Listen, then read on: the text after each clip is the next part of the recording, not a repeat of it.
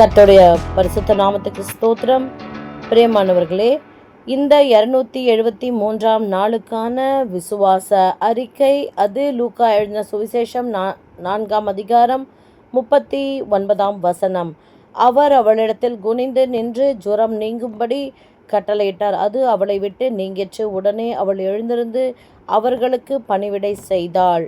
ஆமென். பிரியமானவர்களே, நம் சரீரத்தின் மேலே ஆண்டவர் அதிகாரம் எடுத்து நமக்காக விடுதலையாய் கொடுக்கிற வார்த்தைகளை நிச்சயம் அவர் நிறைவேற்றுவார். இப்பொழுதும் நம்முடைய சரீரத்திலே ஹல்லேலூயா சீராக இயங்க நம்முடைய மண்ணீரல், கல்லீரல், பித்தப்பை எல்லாவற்றையும் கர்த்தர் புதுப்பித்து புது சிருஷ்டியாய் மாற்றி கொடுப்பார் என்று உறுதியாய் விசுவாசிப்போம்.